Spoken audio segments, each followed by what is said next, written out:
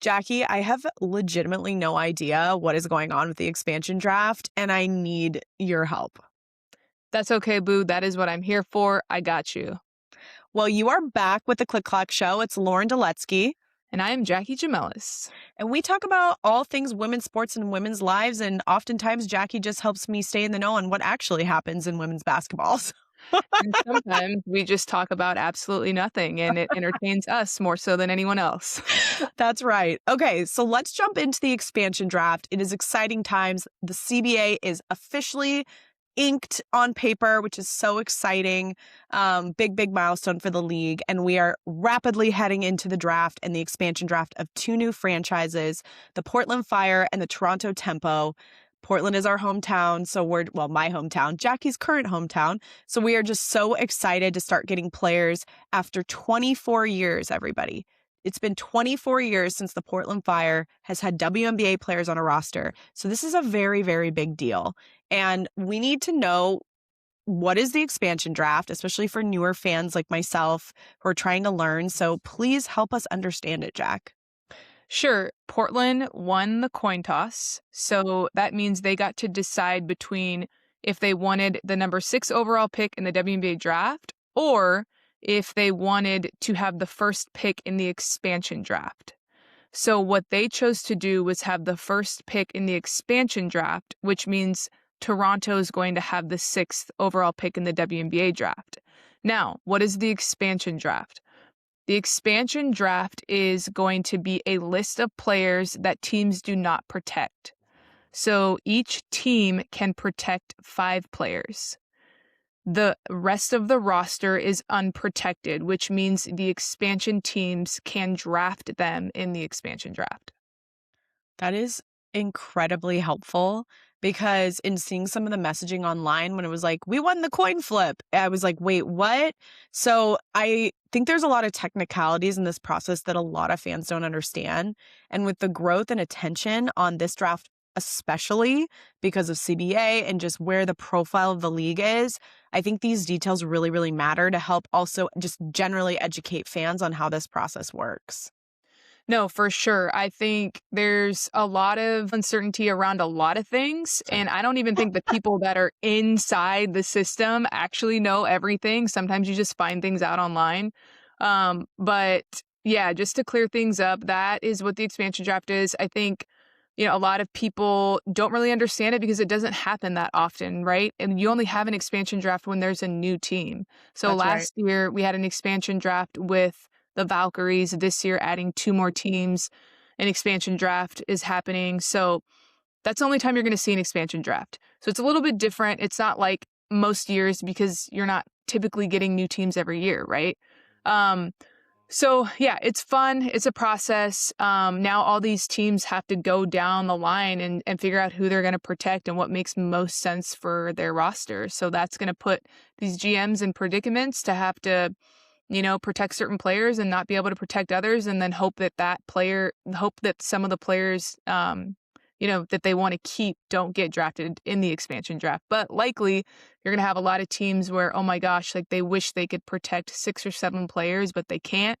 And that 6th or 7th player could potentially get picked up by Toronto or Portland. Jackie, break it down to me like I'm 5 years old. I am a new fan that shows up to watch the expansion draft. What Okay. happens at the expansion draft? What should I expect? Toronto and Portland can go down each team and select 1 player from each team. They can select up to 12 players. They can't select more than 1 player, though, from each team. And they also don't have to select a player from a team if they don't want. So last year, for example, the Valkyries did not select anyone from Seattle, I don't believe. So it doesn't mean that you have to select someone from that team, but they can select up to 12 players in the expansion draft. Interesting. So we might know who our entire team is for Portland after the expansion draft, right? Well, you'll have a roster, but that doesn't mean that the players that are going to get drafted now are not going to make the team, right? So they have a 1st round draft pick. So that 1st round draft pick is going to make the team. And then I'm not sure what their picks are in the 2nd and 3rd round. I forget at this point, but they have draft picks. So even the players that are selected on the roster, let's say they choose 12, they're not necessarily all going to be on the team. But we have an idea of some of the players that are going to be on the team for sure. Got it. So it's kind of like a pre-draft draft, which is pretty, and then It's everybody goes to expansion draft. It's expansion draft. I feel like it needs a better name. Personally, as a branding person, I'm like, it needs a better name. But Well, I mean, throw it out there now, and we can clip that and I'll tag the WNBA. have to think about that. But no, that's really fascinating because for me, being a newer fan, watching this all unfold, and also to your point, because expansion drafts don't happen every year, they're very special moments for cities. And this is Portland's second, right? Because, well, I don't even know if they had an expansion draft back in the day, back in 2000 when the team was here. But it's such a big moment for Portland as a city, It as is. a women's sports epicenter. I really think it could change and revive this city in such a positive way. I think women's sports and the energy around it has the power to do that. And Portland has been through a lot over the last 5 years. During COVID, our city was in a really tough spot. Our downtown still has not recovered. And I think sports can be such a positive economic driver for our city. And especially with the energy around women's sports, like as someone who's born and raised here, it means so much to me as a Portlandian. Is that how you say it? A Portlandian, as a sports fan, as a women's sports fan, it's just such a big deal. So I think we're going to be going to the expansion draft here, which is so exciting, and just get to feel the energies, meet fans, because there's nothing like a Portland women's sports fan. I'm just going to say it right here. I'm gonna hold back what I actually think when I think of a Portland women's sports fan, but I actually can say that because I just can. But we'll continue moving on. I digressed. Um, but yeah, I'm excited for Portland too. The city's gonna be popping off definitely, and it's an exciting time to be here for sure. I mean, we call it the global epicenter of women's sports, and I genuinely feel that and I believe in that. And yeah, the city's going to be something else. We're going to be on fire. On fire, but not literally. No, Because climate change is awful. So let's it's true. I know that was some people's kind of frustration with the name is just because People do too much. Like, relax, guys, relax. I know. I'm like, I love the name. So that's Me me. too. Yeah, well, it's really, really exciting times. Things are moving super quickly too, just because we've been so held up with the CBA. And I think the expansion draft was planned if the CBA had been done to be done in December. So it is like rapid pace from here on out.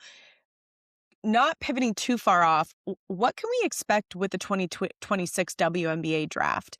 This feels like it's going to be one of the most important drafts we've had in a long time because of everything that just happened with the CBA and how much it's going to change the trajectory of this league. So what are your expectations, or what do you think is going to happen for the draft this year that fans can get really excited about? I mean, look, the WNBA draft has become such a big moment for women's basketball fans. It is as much of a fashion evening and just like moment as it is a WNBA draft.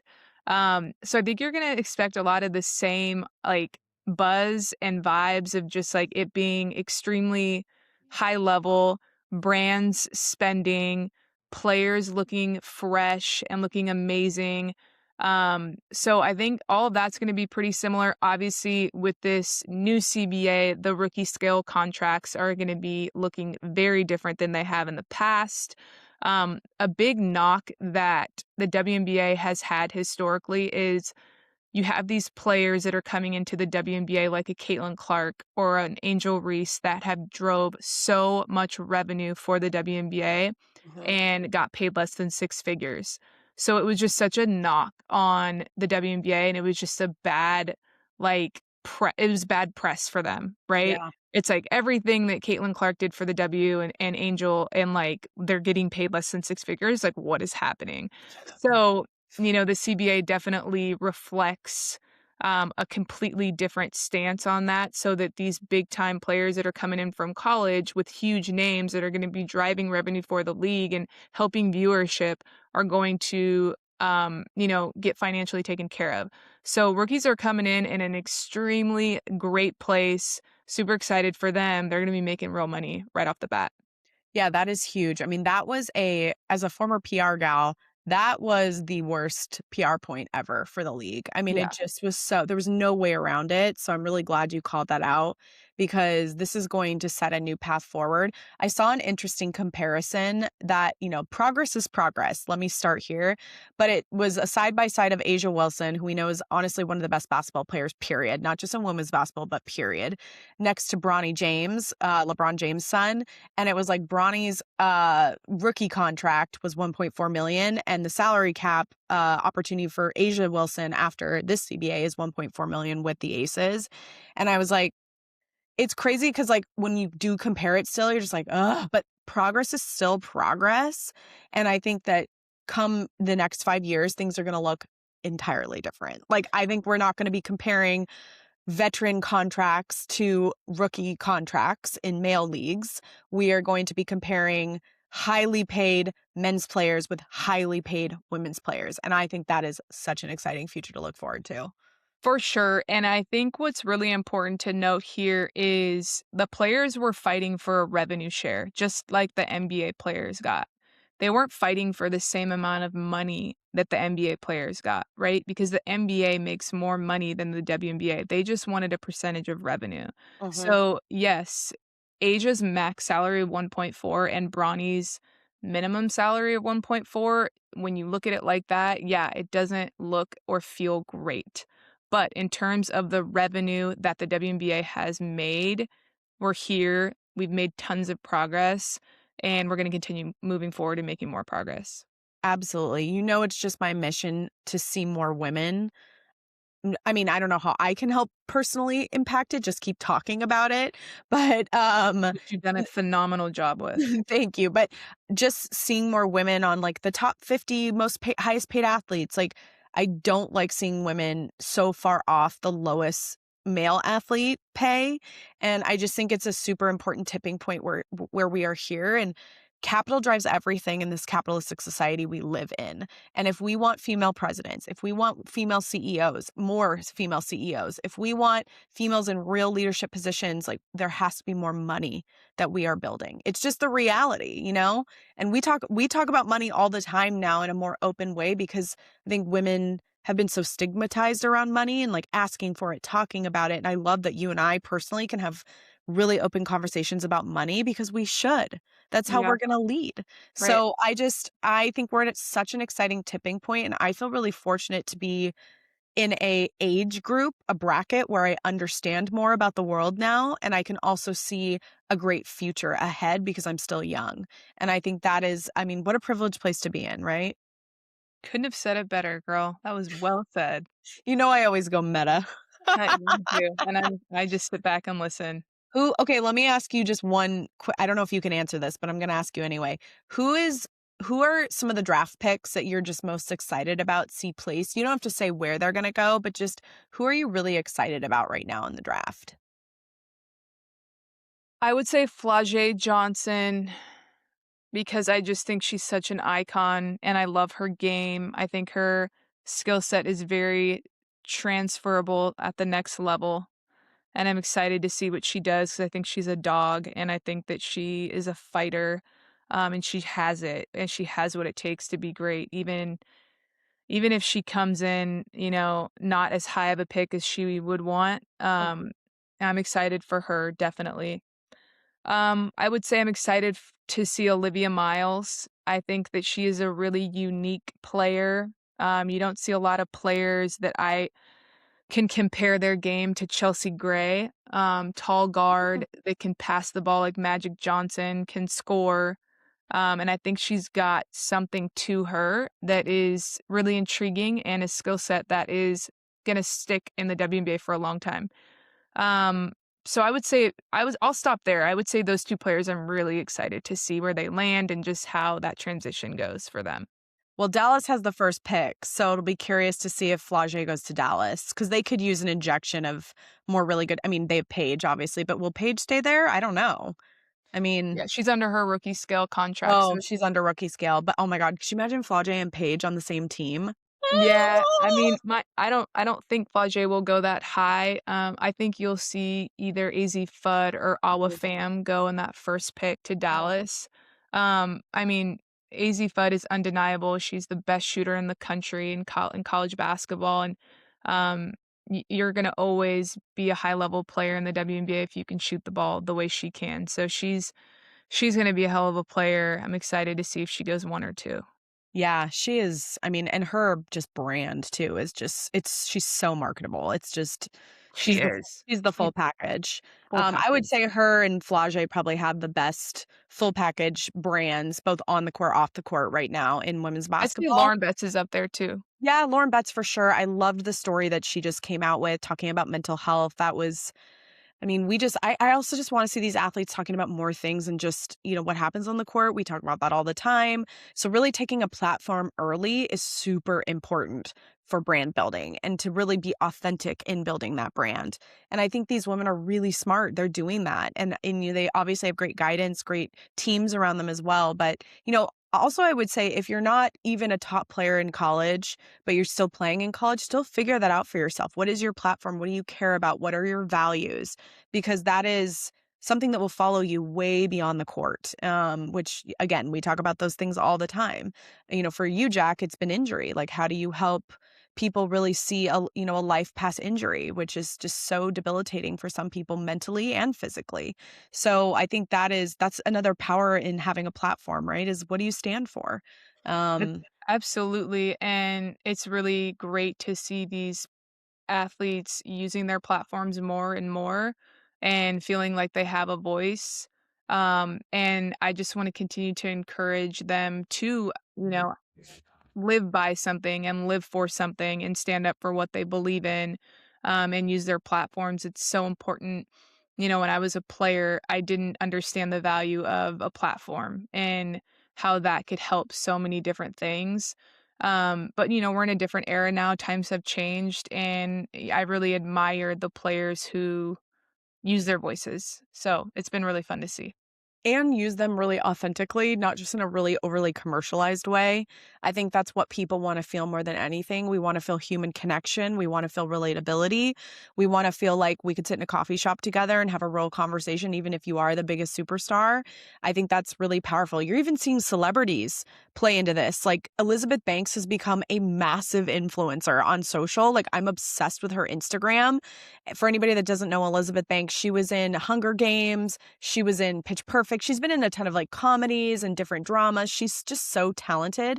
She's really using her platform to educate. She's also an investor in the NWSL, which is super Big dope. time. We're seeing lots of celebrities obviously co-invest and go in and support women in sports because they see it as an area to build capital and wealth. And Right. that's where women who have money should be putting their money is in growth industries for women. I think that is, yeah, single-handedly so exciting. But yeah, it is a very exciting time for women's basketball, for the WNBA. We're heading into Sweet 16. There's been some great games already today.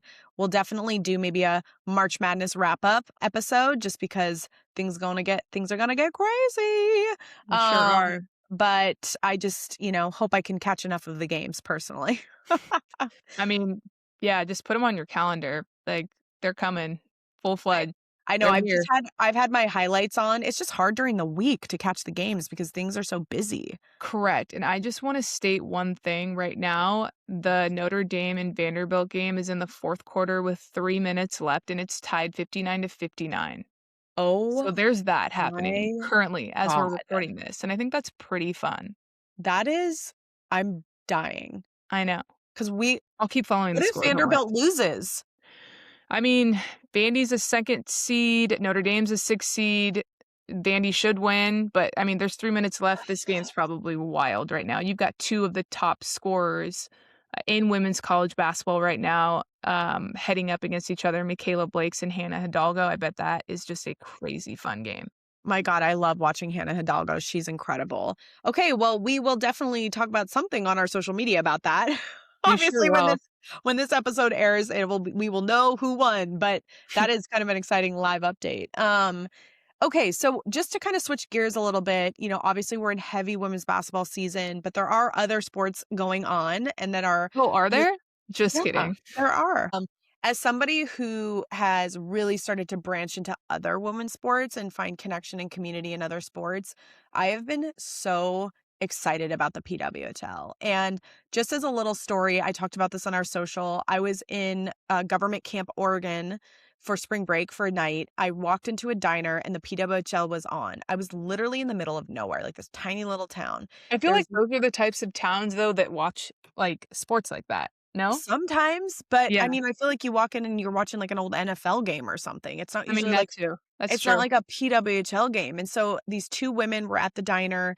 They were both former hockey players. They met over on the East Coast, and I came in and was like, "Oh my god, the PWHL." It was the Boston Fleet playing, and I was, like, really excited about it. They're like, "Oh my god, do you know the PWHL?" I was like, "Yeah." And they were like, We are the biggest hockey fans. Growing up, we had no representation, for professional hockey for women. Maybe there was obviously the Olympics, and that was about it, but the PWHL means so much to us, and just, again, getting to walk in and hear those types of stories live and just the impact that's unfolding for generations of girls is just it's why we show up to the microphone every day. And shout out to Lauren and Merritt. They're just in town for the summer. They live over on the East Coast. They're now following Click Clack, which is super exciting. That's awesome. But it's a much smaller community than we think, and I think it's just important to take those moments to celebrate inclusion and feeling represented in real life, not just on the mic or on social media. But the PWHL has had some pretty unbelievable statistics this year, coming off of an Winter Olympic year that I think will catapult them into growth for Winter Olympics, the next Winter Olympics, which I believe are going to be in Utah, my alma mater. Oh, you know, Yes. I've never been to Utah, girl. I need to go. I Oh know. my God, Jack, you I think have I to would love go. it. You Yeah. would love it. But it's been decades since it was held in Park City, and God, I hope they have snow. But it is going to be really exciting. And without dropping tons and tons of stats, what I will say, they have had record sellouts in stadiums. They are selling out major stadiums that men's sports don't even sell out right now. Yeah. They are expanding rapidly, and they are doing it with a model that is incredibly different than the NHL or most franchise models. And I think that is the most exciting thing about, and we've talked about this on previous episodes, but the most exciting thing about women's sports and being thought about differently than the traditional models is there's tons of ways to build fandom now. Yeah. And they're offering the games for free on YouTube so everybody can watch them. They're building that core fan base. I think that is one of the most genius ideas in sports that I have seen in a very long time. Make the games free and accessible on the biggest streaming platform in the world. That is Yep. what the PWHL has done, and they have captivated a completely new fan base. So shout out to them. My dream is to get a PWHL team here in Portland. I think it would absolutely blow up here. We Same. have the capacity for ice rinks here. Mhm. So definitely on a mission to figure out how we get that done at some point I mean, maybe you could be the general manager of the PWHL team here in Portland. and run our company at the same time. I mean, I'm just saying, like, you are such an advocate for this league. You always shed light on it, and I really appreciate it because honestly, you fill me in on what's going on outside of my basketball bubble. And you know, I think it's really, really cool that you were in this small town, little city, and you go into this random bar, and these two women are playing the game. Like, it really is a cool setting. Like when you actually put yourself there. And I can only imagine how happy that made you because you cover this league and you're very passionate about it. So really cool stuff. Yeah, I mean, I'm here for a team in Portland. I would love that. Keep bringing on the women's sports teams. Let's go. All the women's sports teams to Portland. And I think something that is important too is, or at least I just want to know, as far as like you walk into a diner, it used to be you walk into any bar, sports bar, they just have men's sports playing. And that's why the sports bar was invented, because Yeah, it was like, we need a space that's safe to play women's sports, and that the channel will never change. Like, it's always right. on women's sports. But I think when we've made real progress is when we walk into any diner and women's sports are on. That's how things are really changed. And obviously Jenny Wynn, founder of the Sports Bra, and so many other women that are founding women's sports bars across different cities in the country.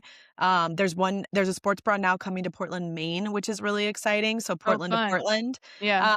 But I think real progress comes when you just walk into any space and women's sports are playing.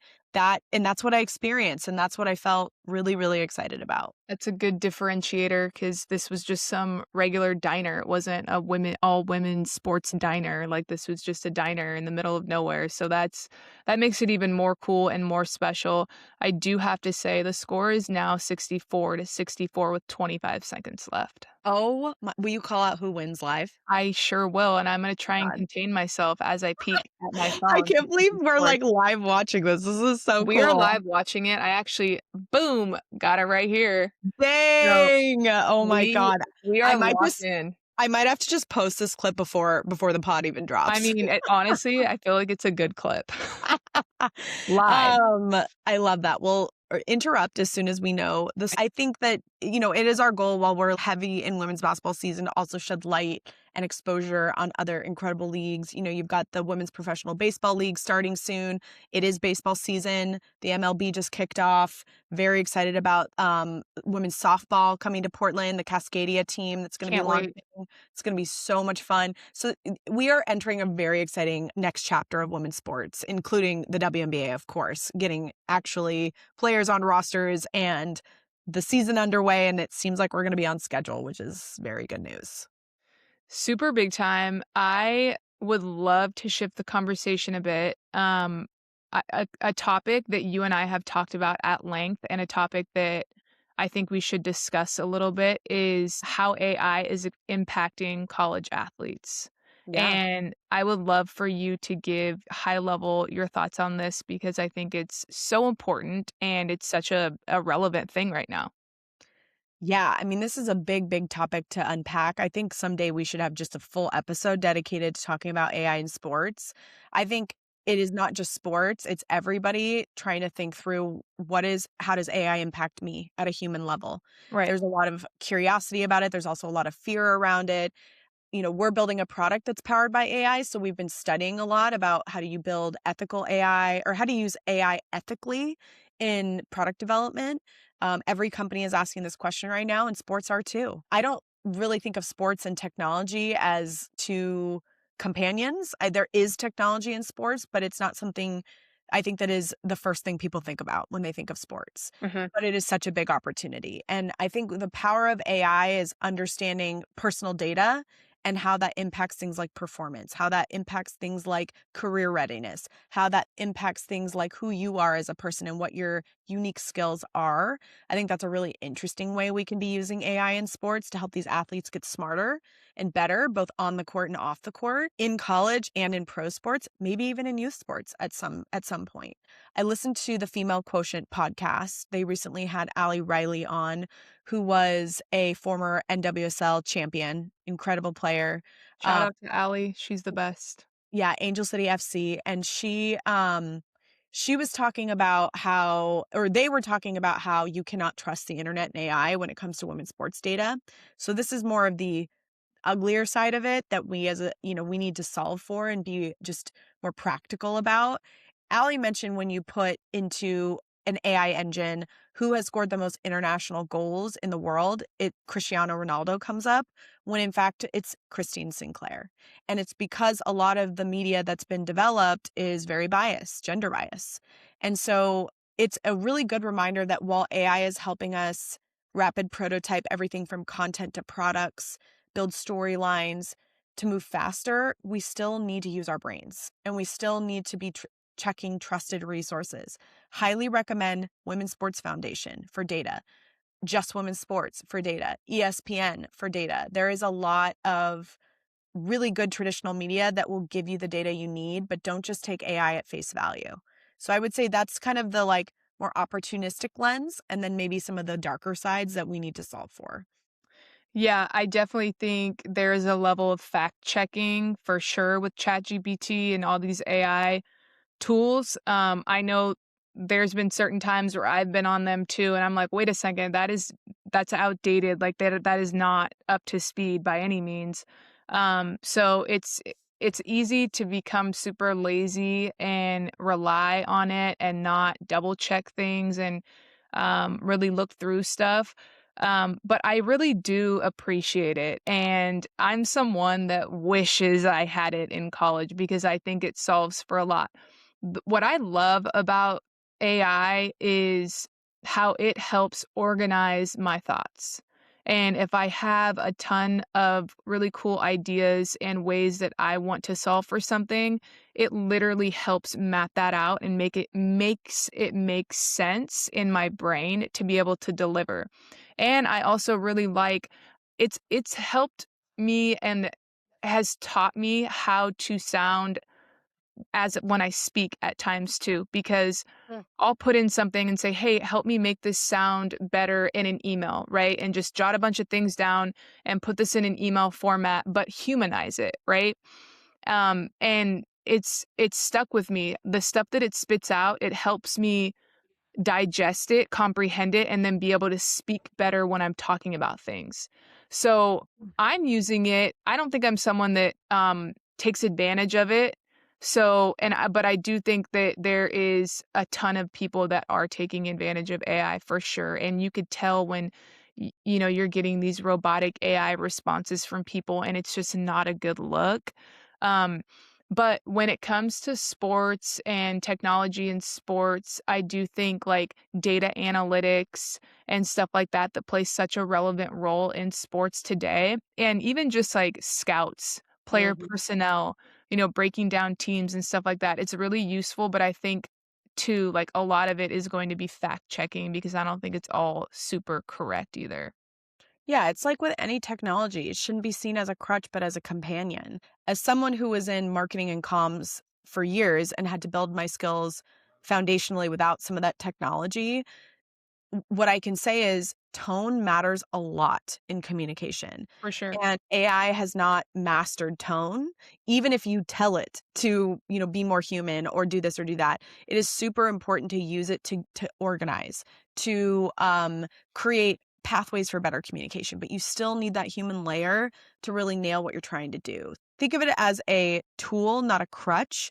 And especially as we think about sports as a whole, where are the zones of innovation and opportunity? One more building right now, where we really think that it can help people in a positive way because it's here, people. It's not going anywhere. No, it's And just going to evolve and get better and better and better. yeah, and it's going to learn more about us as as a species, which that Yes. is like the more like woo That meta. makes me think like my ChatGPT knows me. Like that bitch Sure. knows me. That That bitch knows bitch. this bitch. And she knows how to speak my language, and I appreciate her for that. I really do. Also, update on the game. It is 67-64 Notre Dame. Vandy has the ball with 14.2 seconds to go. I Just am saying. legitimately unwell. I am shaking out my boots. My guess is Passat is gonna get the 3 if she gets the ball and a chance, but my guess is they're writing a play for her. Why wouldn't they? She almost Oh shoots 50%. It's insane. my God. Okay, I well, know. things are getting crazy, We're people. still talking Um, though. I'm multitasking here we're at multitasking multitasking at its woman. finest. Yes. We will do a whole episode on AI and sports because I think it would be a really robust and interesting conversation beyond what we've shared today. My only ask for you, Jack, is to break up with that bitch. What happened? Notre Dame won? God! Oh my god! Vandy had two chances to win. I think I don't know how many seconds were left, but I feel like Blake's could have swung it one more time, one more pass over, but I'm not sure. I don't know when the clock was running out or not. The little point guard shot a 3. She followed her shot, got the rebound, passed it out to Blake's. Blake's had to like throw up a shot. Missed. So Notre Dame is the winner, 67-64. They are going to the Elite Eight. Good job, Notre Dame. Like yeah, that busted my bracket a little bit, not gonna lie. I Did you know. see my eyeballs? I don't even know what to say. Yeah, This is why I love crazy. March Madness. Yeah, crazy win. Good win for Hannah Hidalgo and the team for sure. Okay, I can turn it off I now. know exactly what I'm gonna post on Threads right as we finish is literally we're on the podcast live commentating as Yeah. the Notre Dame Yeah. and Vandy game was ending.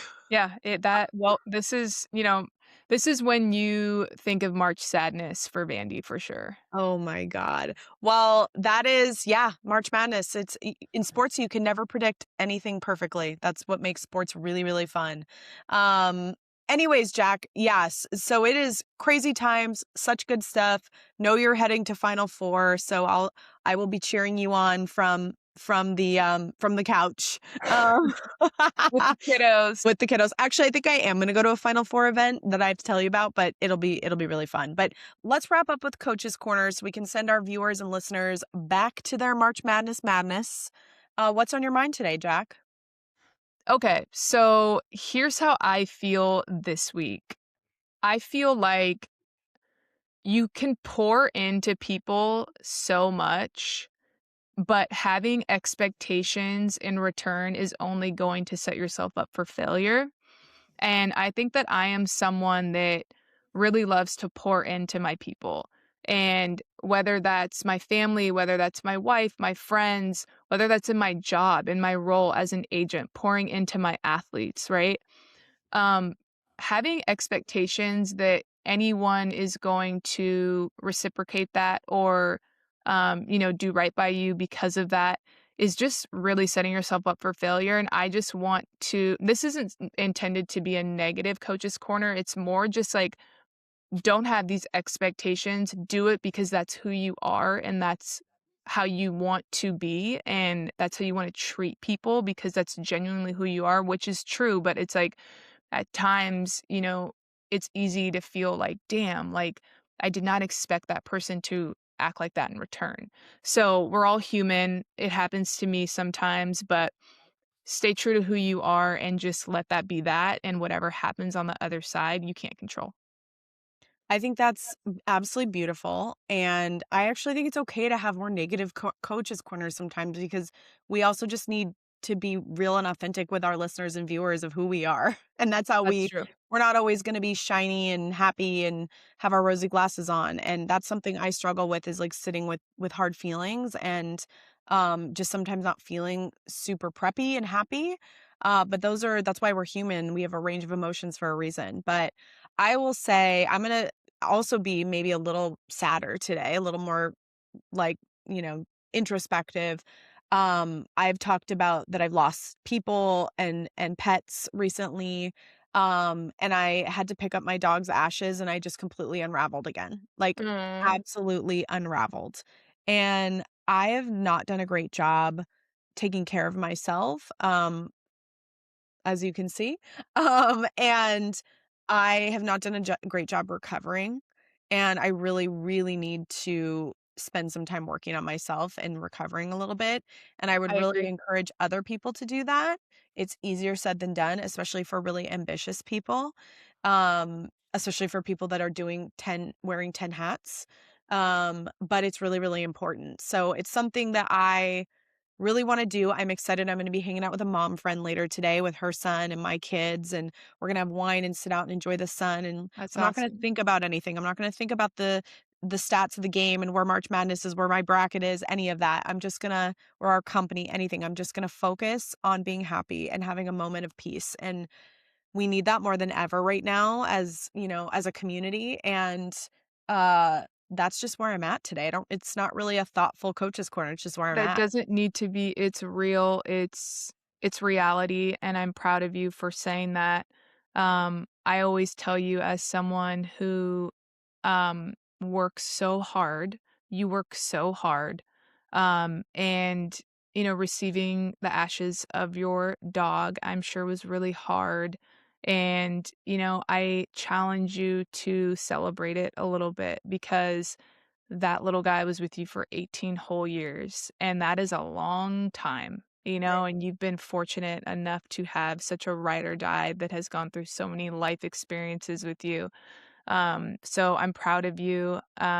He's in a better place and you're going to be great. You're always going to be good. But I'm glad you're taking that time to allow yourself to have some freedom today because you deserve it and you need it, girlfriend. But you always still look good. You still look good today, just You. so you know.